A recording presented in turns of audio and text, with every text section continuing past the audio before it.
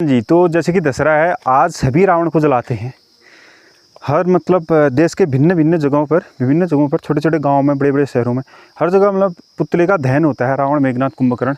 लेकिन कितने लोग अपने अंदर के रावण को जलाते हैं, ये मायने रखता है।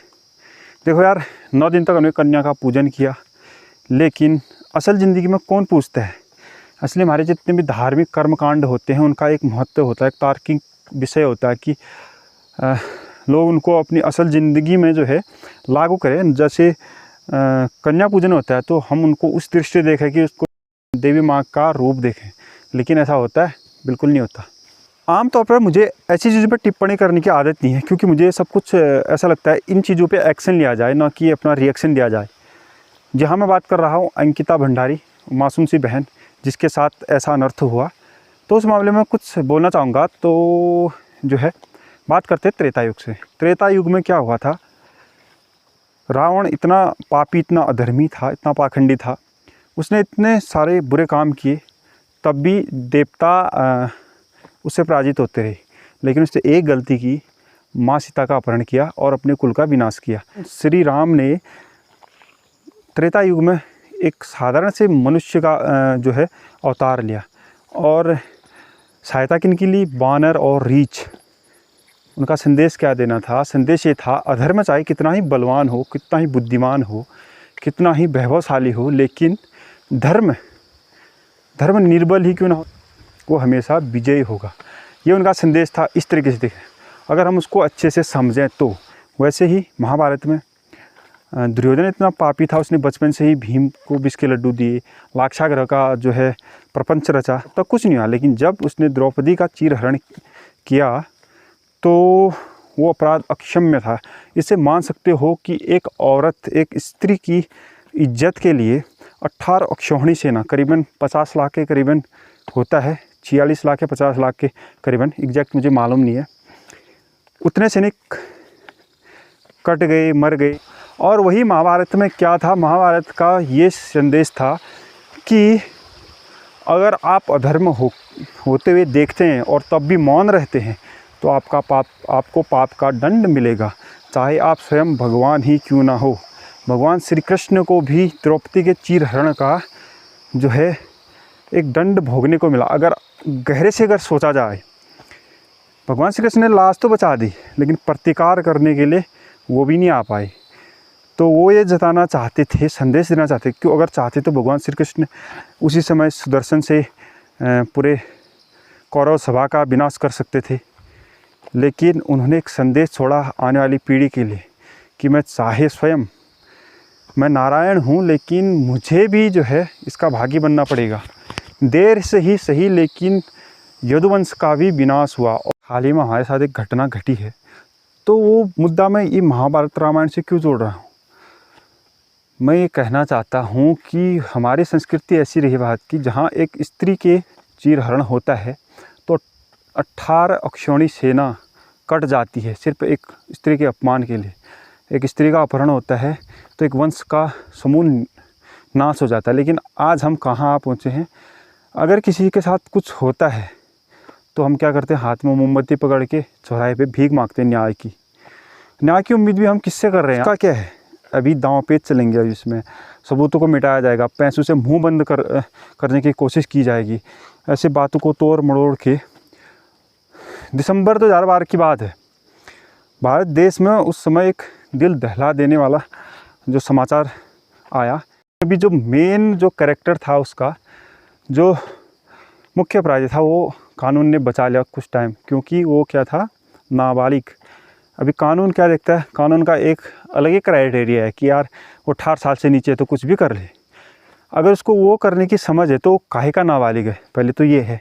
कुछ चीज़ें ऐसा है जहाँ पे कानून और संविधान हमें ताकत देने के बदले हमें कमज़ोर कर देता है। तो उसके बाद उनके पास को एक्ट बनाया गया। इसमें से एक घटना हुई, उन्नाव और कठुआ, हाथरस, हैदराबाद, हैवी उत्तराखंड, न जाने कितने ऐसे केस होंगे। मैंने ऐसे सर्च किया कि हमारे इंडिया में जो है रेप केस कितने आते हैं, तो 2021 की NCRB की रिपोर्ट है, उसमें है 31,677 केस दर्ज किए गए हैं ये सरकारी आंकड़ा है, लेकिन कुछ लोग डर से नहीं करते, कुछ लोग धमकाने से नहीं करते, कई तो ऐसे ही पड़े पड़े कुछ नहीं बोलते।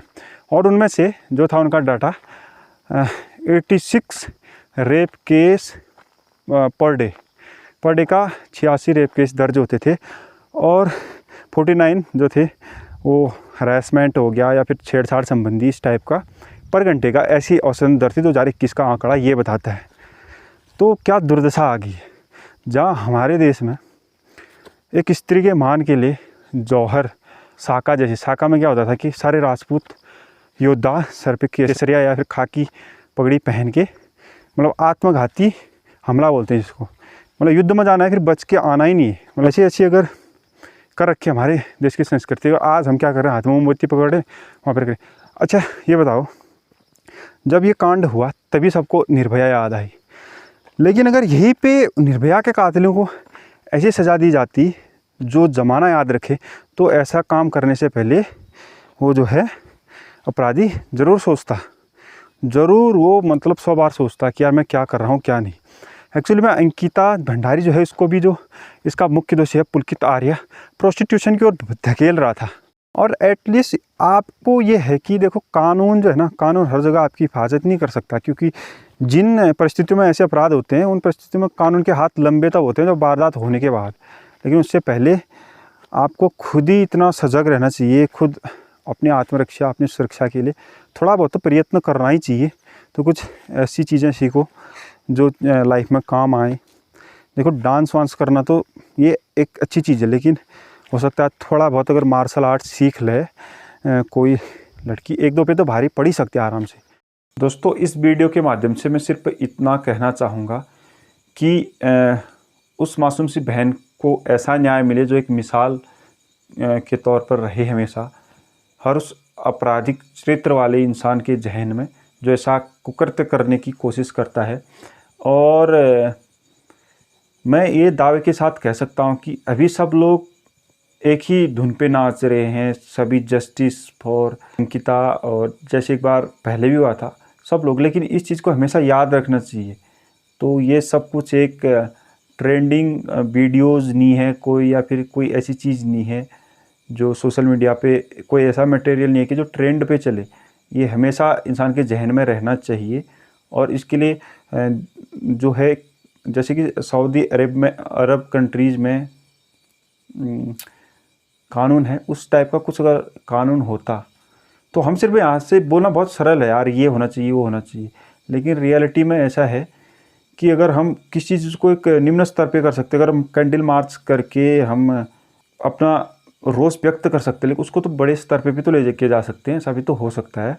जैसे पास्को लॉ बनाया, मैं बता रहा था कि पास्को एक्ट बनाया, उससे भी क्या फ़ायदा हुआ, वारदातें तो दिन प्रतिदिन हो रही है, लेकिन कुछ ऐसा हटके करना है कि जो उन पे मानवता नहीं दिखानी, क्योंकि उन्होंने मानवता की तो सारी हदें पार कर ली ना, तो उन पे काहे की मानवता।